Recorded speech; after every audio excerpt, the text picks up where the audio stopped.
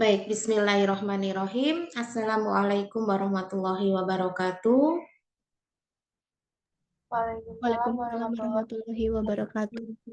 Ya, selamat pagi menjelang siang semuanya ya. Semoga selalu dalam keadaan sehat walafiat, selalu dalam keadaan semangat ya, meskipun pagi ini awet hujannya, semoga tidak menghalangi proses perkuliahan kita ya, dan semoga kondisi karena daring ya, kondisi sinyal mendukung ya, dan diusahakan agar kita bisa fokus ya kurang lebih dalam waktu 50 menit ke depan untuk melanjutkan materi kita ya di mata kuliah obat tradisional secara teori, yakni di pekan lalu saya tugaskan kalian untuk mempelajari berkenaan dengan regulasinya ya.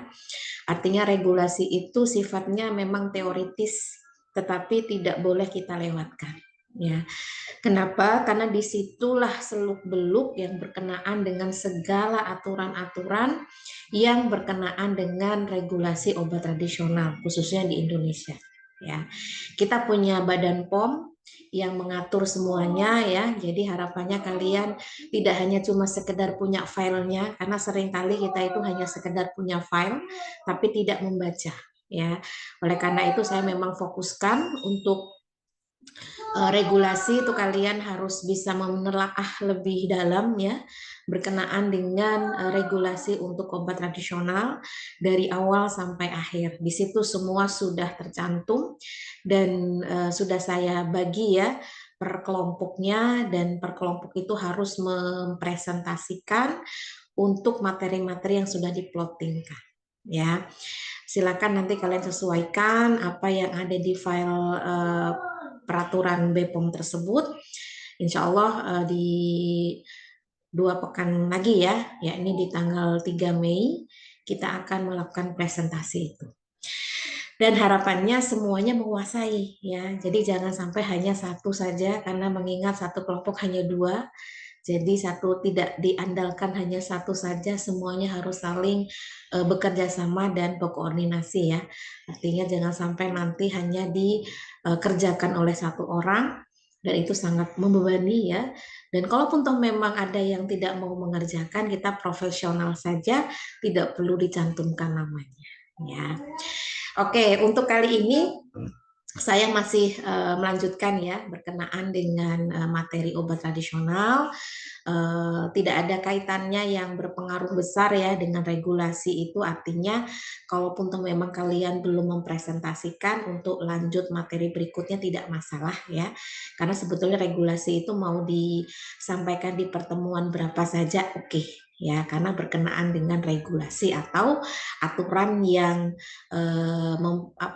aturan yang sifatnya itu menjadi acuan ya untuk nantinya kita atau kalian sebagai tenaga teknis vokasi farmasi untuk bisa lebih banyak paham ya, tidak hanya sekedar bagaimana cara membuatnya, tetapi bagaimana obat tradisional yang kita buat itu bisa diterima di halayak umum oleh masyarakat ya, tentunya dalam kondisi yang legal atau resmi ya.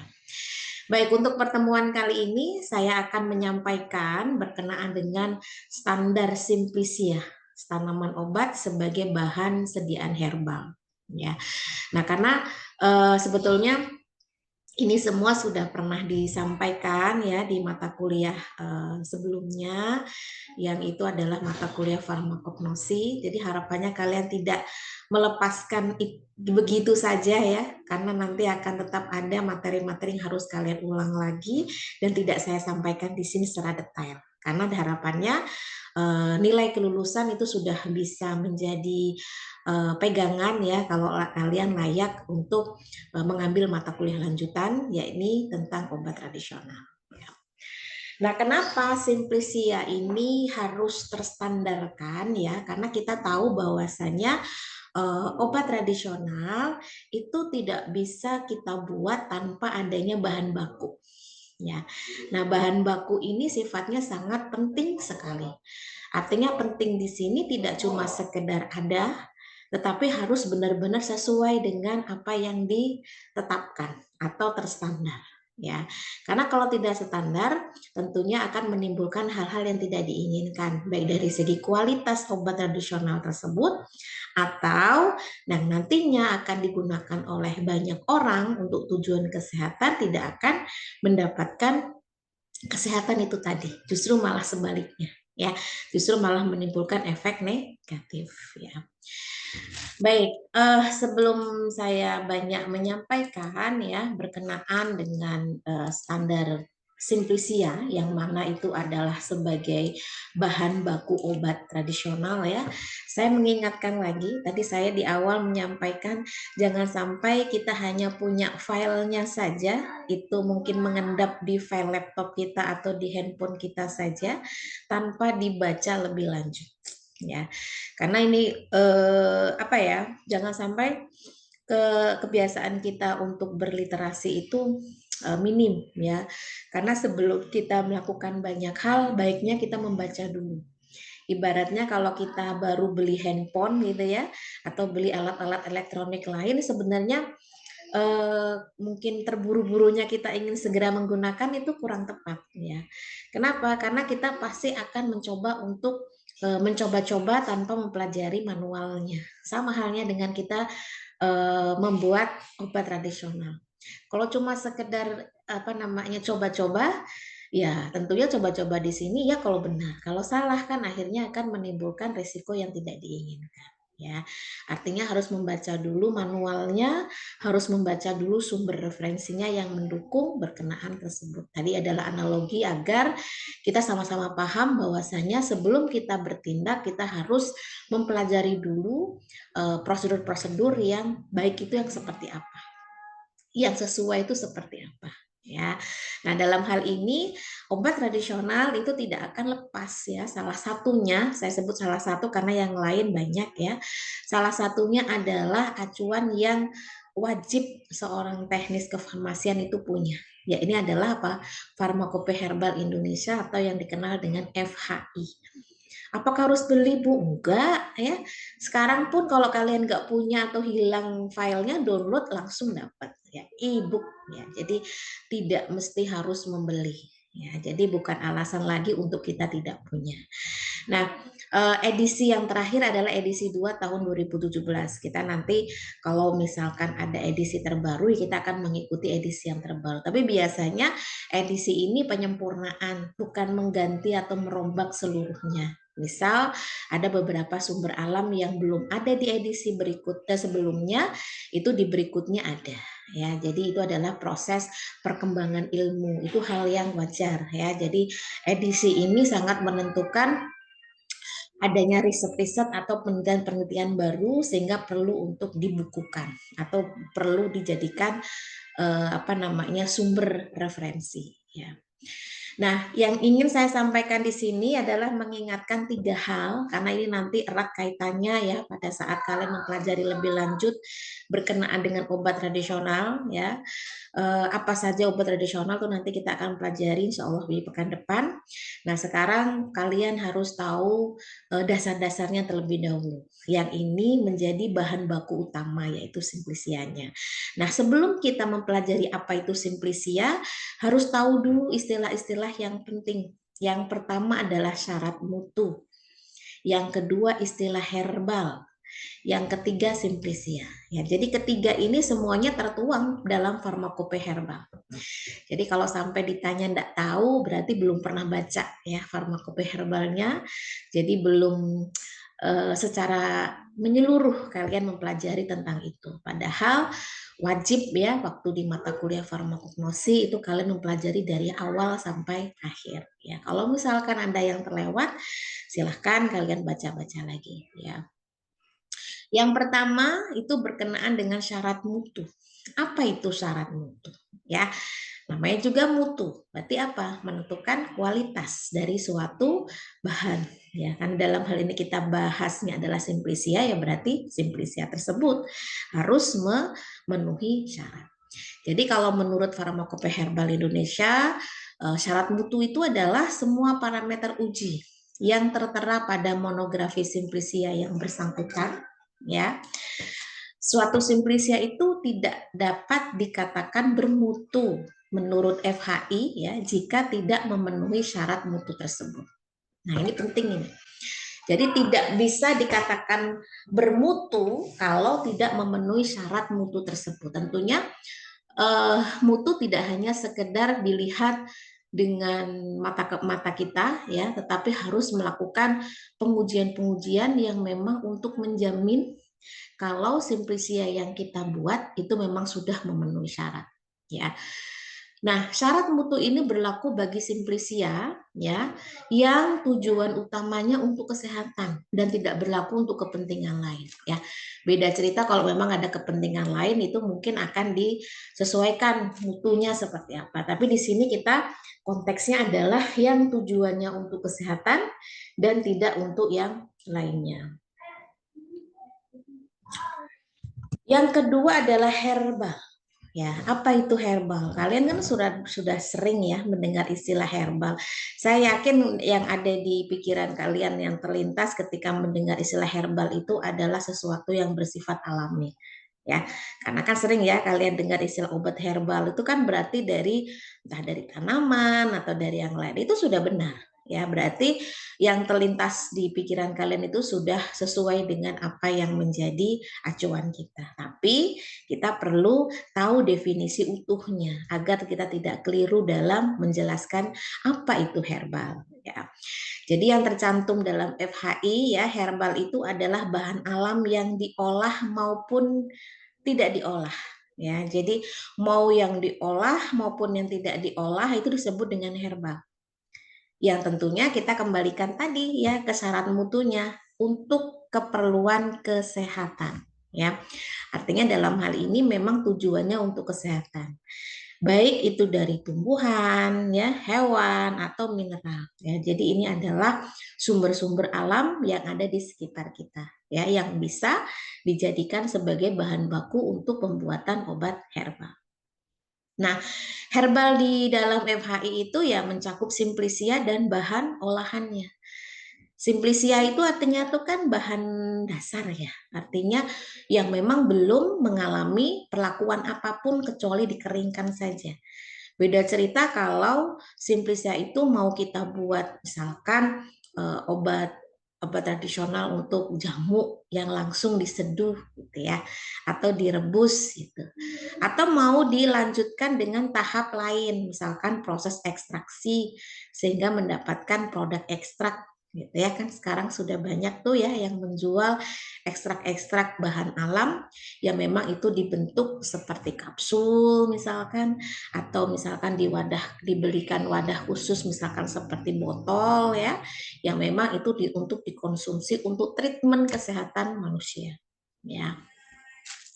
Yang ketiga Simplicia. Nah, ini sudah nggak asing lagi ya.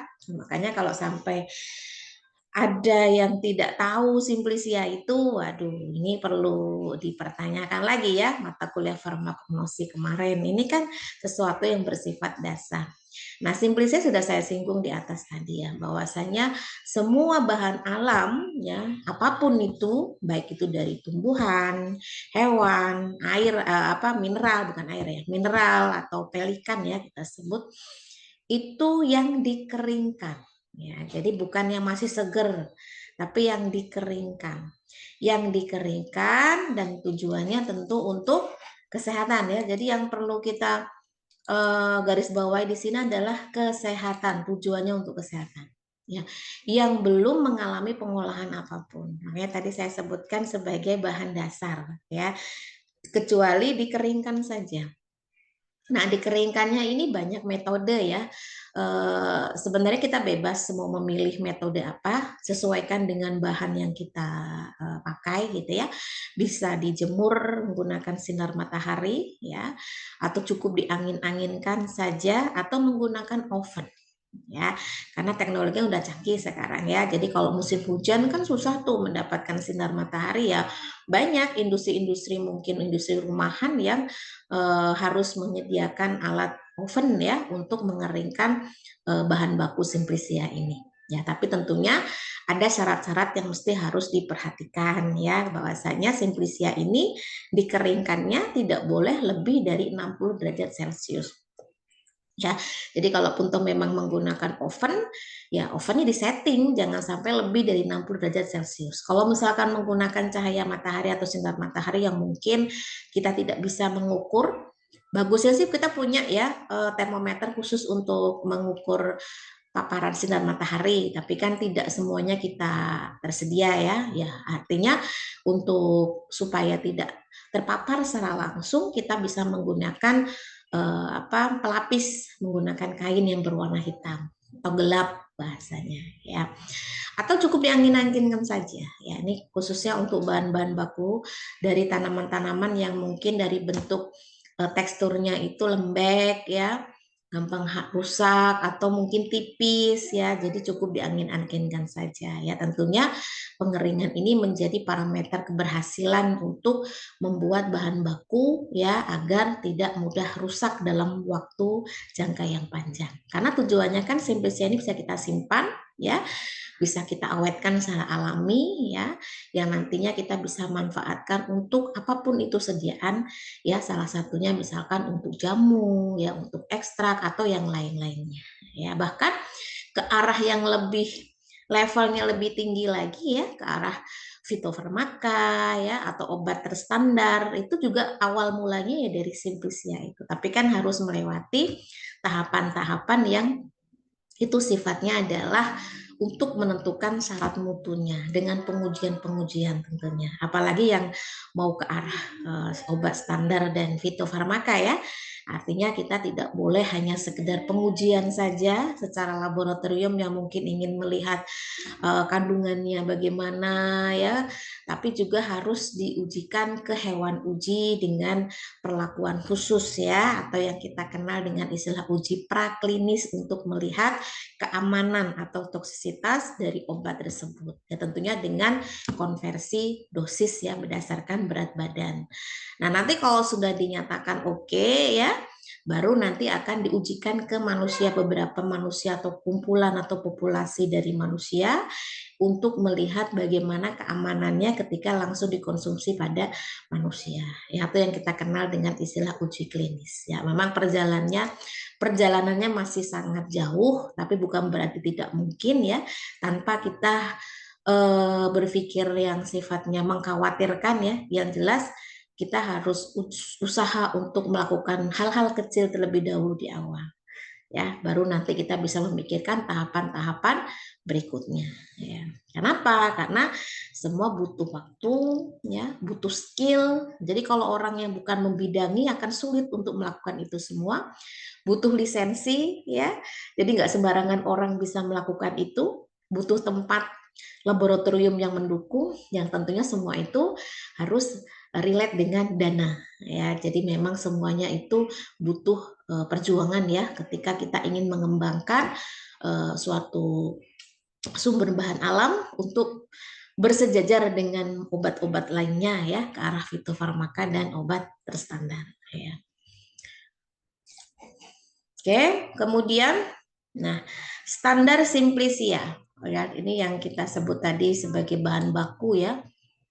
Jadi memang hal yang harus kita garis bawahi, nilai pentingnya adalah Simplicia yang akan kita gunakan apapun itu ya, mau dari tanaman, hewan, mineral, pokoknya apapun itu yang menurut kalian berpotensi yang nantinya akan dijadikan bahan baku harus memenuhi persyaratan. Ya, persyaratan menurut siapa? Bukan menurut saya, bukan menurut si A, si B, si C, tapi menurut referensi yang resmi yang sudah menjadi kesepakatan ya. Yang itu salah satunya tercantum dalam monografi ya, yang itu dikeluarkan secara resmi oleh Departemen Kesehatan yang kita kenal seperti MMI. Pernah dengar sebelumnya? Materia Medica Indonesia jilid 1 sampai jilid 6. Nah, tebalnya segini nih. Nah, pernah baca belum? Ya. Nah, ini harus sudah mulai familiar, kalian kan sudah mulai harus memahami terkait ini sudah di detik-detik akhir ya. Jadi seorang tenaga vokasi farmasi atau tenaga teknis kefarmasian ini konteksnya tidak hanya lihai di bidang pelayanan kefarmasian yang itu kaitannya dengan obat medis ya, bagaimana pelayanan di apotek, di rumah sakit, tapi juga secara teknis di bahan alam, yang itu secara laboratorium. Ya, apalagi untuk angkatan 2022 itu kan sudah ada OSCE ya. Jadi hukumnya itu tidak cuma sekedar tertulis seperti sebelum-sebelumnya atau CBT, tapi sekarang sudah hukum OSCE juga. Artinya langsung melakukan praktek itu. Jadi kalau kalian tidak familiar, tentu akan sulit untuk menerapkan setiap instruksi-instruksi yang diberikan oleh penguji, gitu ya. Karena penguji hanya melihat bagaimana cara kalian menangani suatu case ya, kalau memang itu dikatakan harus kalian kuasai, baik itu di bidang pelayanan maupun di bidang bahan alam. Ya, bukan nakut-nakuti, tapi untuk kalian siap-siap ya. Nah, kemudian selain MMI juga Farmakope Herbal Indonesia atau FHI ya. Kita tidak tahu nanti kalau ada edisi terbaru lagi yang menyesuaikan edisi yang terbaru. Ya, kalau sekarang edisi 2 tahun 2017 ya. Nah, kita kalau berbicara masalah standar ya tentunya semua ada bakunya, ada yang menjadi parameternya ya untuk menentukan apakah suatu bahan baku itu dikatakan layak atau tidak untuk dijadikan bahan baku, khususnya di sini adalah obat tradisional. Karena judul mata kuliahnya obat tradisional kan. Nah, apa saja? Ya banyak tentunya ya, tapi dibagi secara garis besarnya itu ada parameter yang dilihat dari kualitas fisiknya ya dan kualitas secara kimiawinya. Dua-duanya butuh pengujian ya. Jadi tidak cuma sekedar diterawang saja, dikira-kira oh udah ini udah bagus ini, enggak, tapi harus melakukan pengujian-pengujian yang artinya butuh sarana prasarana yang lengkap ya. Yang pertama parameter fisik. Nama juga fisik, berarti dilihat dari segi fisik bahan baku tersebut ya.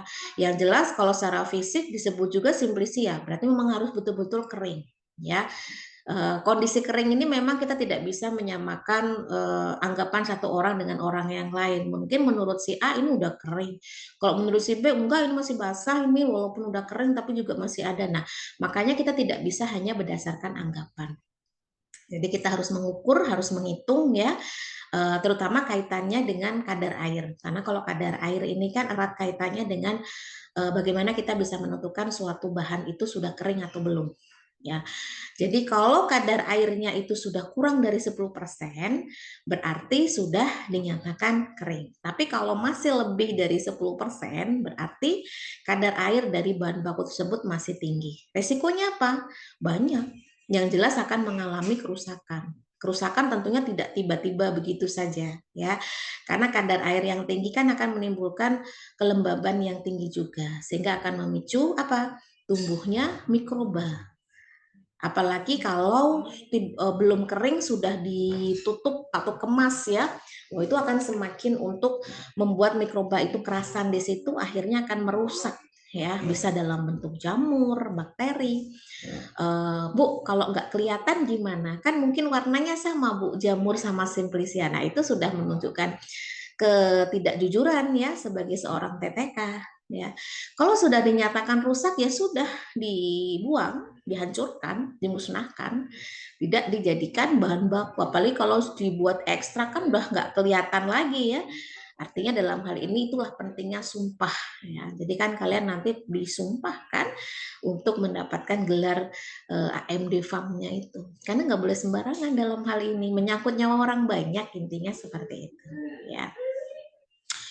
Nah, selain kadar air, apa yang perlu dilihat secara fisik ya? Biasanya sih kalau secara fisik itu tergantung dari bahan bakunya diambil dari bagian mana ya. Kalau misalkan ini tumbuhan, itu kalau dia di daun dan bunga karena dia lebih teksturnya lebih tipis ya.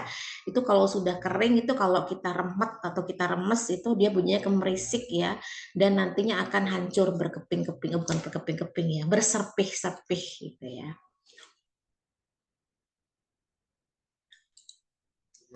Dan mudah dipatahkan ya. Nah, kalau untuk buah dan rimpang nah nggak bisa gemerisik dia karena kan teksturnya lebih tebal ya. Makanya biasanya kalau dia diremes atau diremet itu mudah patah saja ya, karena dia sudah benar-benar udah kering, udah crispy ya. Artinya dalam hal ini bukan digoreng ya. Jadi jangan salah menganggap bahan baku bahan baku obat tradisional itu boleh digoreng atau boleh disangrai, ya, itu nggak boleh. Harus benar-benar dengan pengeringan alami. Kenapa? Karena kalau nggak begitu nanti akan merusak secara fisik dan kimiawinya. Buat apa? Kalau itu hanya merusak, artinya tidak ada manfaatnya. Kan kita ingin mendapatkan manfaat dari bahan baku tersebut. Nah, kalau sudah tidak ada kandungan kimiawi yang mendukung untuk kesehatan, buat apa? Kan buang-buang biaya ya, atau kita kenal dengan metabolis sekundernya, karena kita tuh kan ingin mendapatkan metabolis sekunder yang terkandung di dalam tumbuhan tersebut. Kalau tumbuhan segar itu sudah pasti banyak gitu ya. Tapi kalau dikeringkan belum tentu. Kenapa? Karena ada faktor-faktor yang membuat kegagalan ya kalau kita tidak hati-hati dalam memperlakukan si proses pembuatan simplisia ini. Ya. Kemudian yang kedua parameter kimia. Ya, kalau parameter kimia tentu yang ada di dalamnya ya. Misalkan seperti kandungan minyak sirinya, kadar abu larut air, kadar abu tidak larut asam ya untuk menentukan jumlah mineral yang ada di dalam sampel tersebut, baik mineral yang memang dibutuhkan oleh kesehatan atau mineral yang seharusnya tidak ada di situ ya. Kita kenal dengan istilah cemaran ya, seperti timbal, tembaga ya, kemudian merkuri itu yang paling banyak sedang di gembor-gemborkan BPOM, jangan sampai ada di kosmetik ya. Di kosmetik aja yang itu mungkin di permukaan kulit aja itu efeknya berbahaya banget, apalagi kalau sampai ditelan gitu ya, mungkin akan jauh lebih cepat gitu ya, bisa menimbulkan efek yang tidak baik untuk kesehatan. Kemudian ada kadar sari pelarut ya. Jadi ada pelarut air dan ada pelarut etanol ya. Kemudian ada kandungan bahan aktif di dalamnya. Nah, ini yang saya katakan tadi. Percuma saja kalau kita akan menggunakan suatu bahan baku yang sudah dikeringkan untuk bahan baku obat tradisional, ternyata sudah tidak ada metabolis sekundernya. Apa yang akan kita gunakan untuk menjadikan khasiat dari obat tradisional kita kalau tidak ada itu? Makanya perlu sekali dilakukan pemeriksaan mutu ya. Nah, ini tidak saya jelaskan lagi ya, saya hanya mencomot-comot aja pengertian singkatnya ya, tidak semua. Jadi karena ini juga masuk ke dalam capaian pembelajaran kalian di obat tradisional, silahkan kalian pelajari lagi materi standarisasi simplisia di mata kuliah farmakognosi. Harapannya kalian sih masih punya filenya. Kalau nggak punya filenya, silakan minta adik tingkatnya. Ya, saya tidak akan mengulangi lagi karena semuanya sudah saya sampaikan di sana. Artinya meskipun saya tidak menyampaikan di sini, bukan berarti tidak masuk dalam capaian pembelajaran. Bisa jadi nanti di ujian itu dikeluarkan. Loh, Bu Kiki kok nggak ngejelasin terkait kadar sari larut air kok keluar di sini? Ya, sudah saya sampaikan. Itu masuk ke dalam capaian pembelajaran, tetapi detailnya tidak saya sampaikan di sini karena nanti konteksnya berbeda ya antara farmakognosi dan obat tradisional. Paham ya? Oke, sekarang setelah kalian paham terkait standar simplisia, nah permasalahannya yang sering terjadi. Karena banyak kan pelaku-pelaku usaha di sekitar kita ini sifatnya masih humid, ya, belum tingkat industri, ya, yang memang semuanya berbadan hukum, ya, ini berbadan diri sendiri, ya. Artinya humid itu mungkin edarnya cukup PIRT ya, jadi tidak sedetail kalau itu sudah harus dalam bentuk industri gitu ya, yang arahnya ke obat tradisional yang memang harus melakukan uji-uji tertentu untuk mendapatkan izin edar ya. Nah, permasalahan ini tentunya bukan berarti kita hanya sekedar tahu saja, tetapi kita harus bisa mengusahakan agar itu tidak banyak terjadi di masyarakat ya. Terutama dalam hal penyiapan bahan baku ya. Karena kan mereka itu ketika menggunakan bahan baku dari tanaman contohnya, itu kan berdasarkan pengalaman empiris. Tahu ya pengalaman empiris apa? pengalaman dari turun temurun dari nenek moyang kita, entah itu tahun berapa, bisa puluhan tahun yang lalu, bahkan ratusan tahun yang lalu. Bahkan di awal sudah saya sampaikan ya, bahkan tertulis di sejarah, salah satunya di Candi Borobudur ya. Ini sudah lama sekali, artinya bukan sesuatu yang baru. Nah, empiris ini akhirnya digunakan oleh masyarakat ya sampai sekarang. Artinya apa? Masyarakat percaya betul ya kalau suatu tanaman itu bisa dijadikan bahan baku obat. Ya nggak masalah karena memang betul kondisinya, tetapi yang menjadi masalah adalah kualitasnya. Karena pada umumnya masyarakat itu ketika membuat obat tradisional itu tanpa memperhatikan apa mutu bahan bakunya dan kandungan senyawa aktifnya. Ya maaf kalau ngomong, ya kan sia-sia semua itu, gitu ya. Kita hanya mendapatkan apa namanya bentukan itu bahan bakunya, tetapi isinya tidak ada, gitu ya. Jadi jangan sampai itu terjadi. Itu yang pertama. Yang kedua, pengolahannya itu masih menggunakan teknik yang sederhana ya berdasarkan pengetahuan empiris itu tadi yang diperoleh secara turun temurun. Nah, makanya sebetulnya kecanggihan teknologi dibutuhkan dalam hal ini. Nggak gaptek gitu ya. Kan teknologi itu sifatnya mendukung dan menolong. Ya, hal-hal yang mungkin selama ini dilakukan secara manual bisa lebih cepat ya, bahkan bisa terjamin kualitasnya ya. Tapi bukan berarti kita tidak menggunakan apa namanya tenaga manusia ya, karena kita belum seperti negara Jepang yang apa-apa serba mesin ya. Masih bisa menggunakan tenaga manusia, tetapi paling tidak menggunakan teknologi yang update gitu ya. Tidak lagi manual seperti dulu dan akhirnya akan berisiko untuk kualitas dari bahan baku tersebut. Sehingga apa? Ketika dua hal ini banyak dilakukan di masyarakat, banyak produk yang dihasilkan tidak konsisten mutunya ya, sehingga akan berpengaruh terhadap kualitas obat tersebut ketika digunakan untuk kebutuhan kesehatan manusia ya, jadi sangat berbahaya seperti itu. Nah, sehingga perlu adanya edukasi ya, perlu adanya pengetahuan untuk masyarakat-masyarakat kita yang memang ingin fokus ya mengembangkan nilai-nilai keempirisan itu tadi ya, nilai-nilai sejarah itu tadi yang itu bisa diambil dari tanaman, dari hewan, dari mineral ya sebagai bahan baku untuk obat tradisional. Apa yang diperlukan di sini? Apa yang perlu masyarakat tahu? Yang perlu masyarakat tahu adalah wajib konsistensi mutu. Ya, harus konsisten mutunya. Apa bahannya? Ya, kita belum ngomongin prosesnya ya, bahannya dulu. Itu harus konsisten mutunya. Yang mana semuanya itu harus dilihat dari asal mula si bahan ini diperoleh. Bagusnya itu diperolehnya adalah dari proses budidaya, nanam sendiri.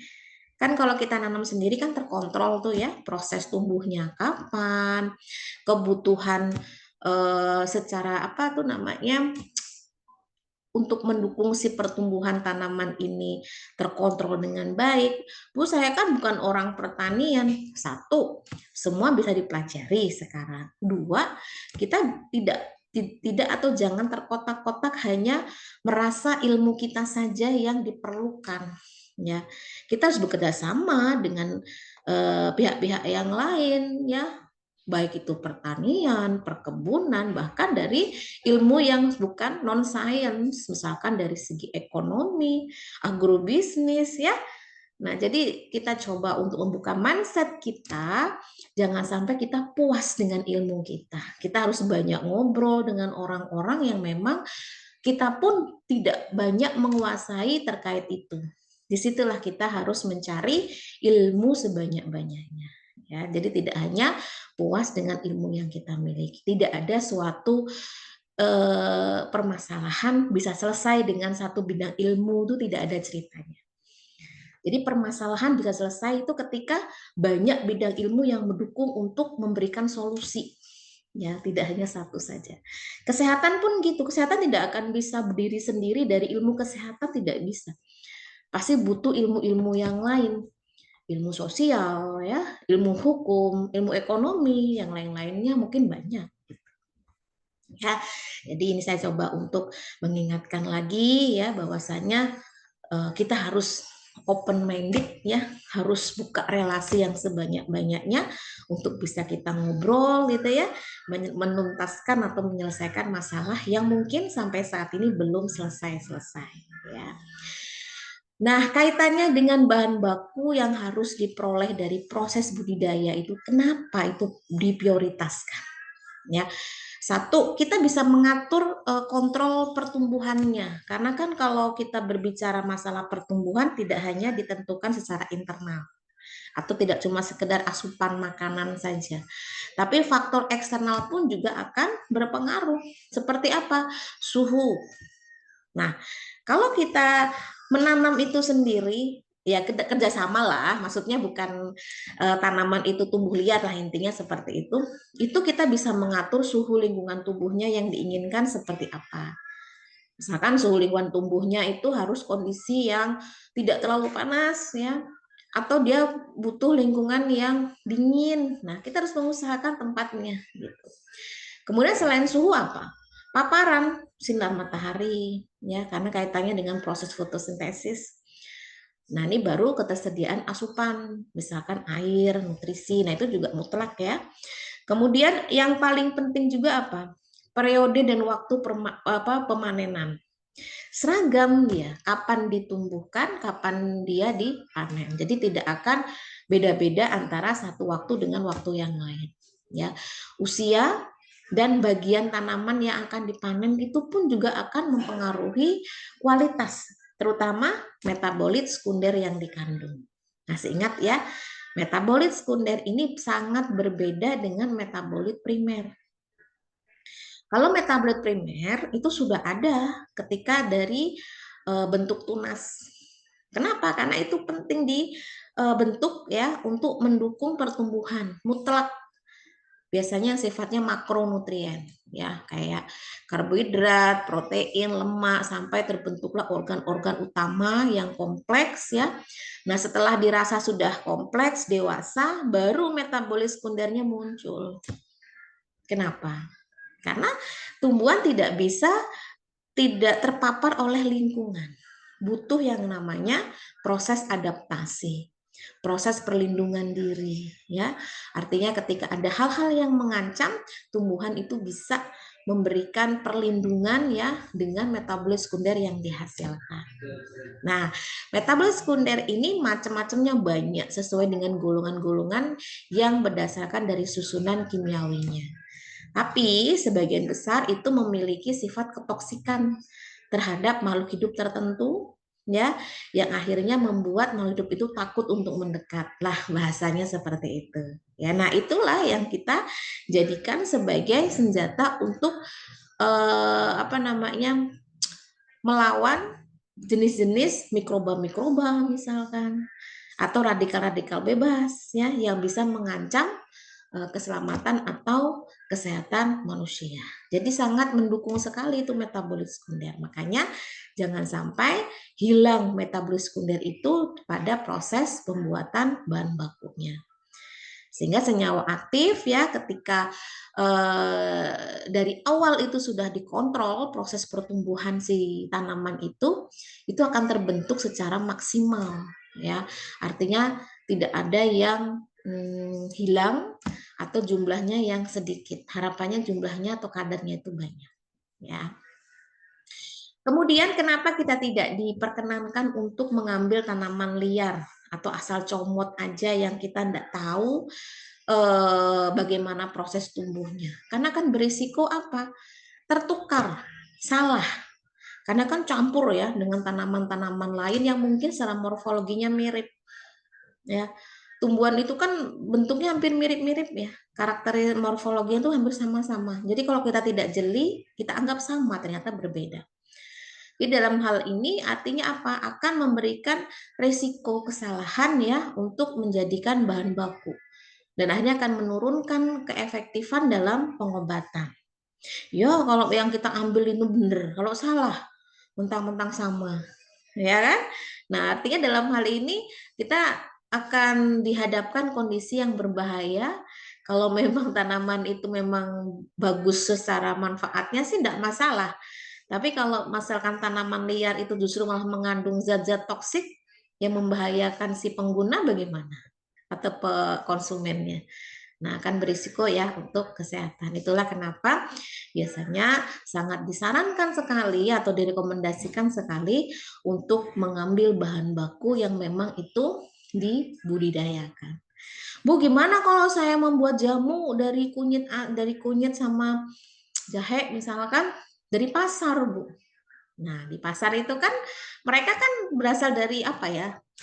Penyetok yang memang diambil dari petani, ya kan? Yang memang itu ditanam. Jarang loh. Kalau untuk yang jumlahnya besar itu tumbuh liar itu jarang banget. Ya, biasanya memang sengaja ditanam supaya kita bisa menentukan jumlah bibitnya berapa sehingga kita akan menghasilkan hasil panennya berapa. Ya.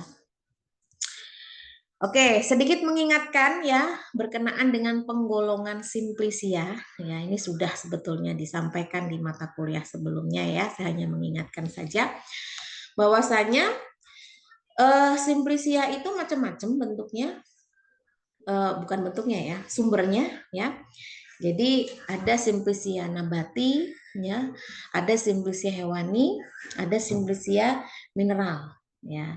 Yang paling sering digunakan untuk bahan baku obat tradisional itu memang dari Simplicia nabati.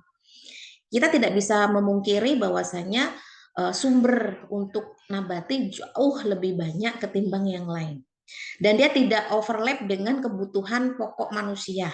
Ya, masih banyak jenis-jenis tanaman yang bisa dimanfaatkan sebagai bahan baku obat tradisional dan itu bukan kebutuhan pokok. Makanya sebetulnya dengan kita mengembangkan bahan alam untuk obat tradisional itu ada beberapa pertimbangan.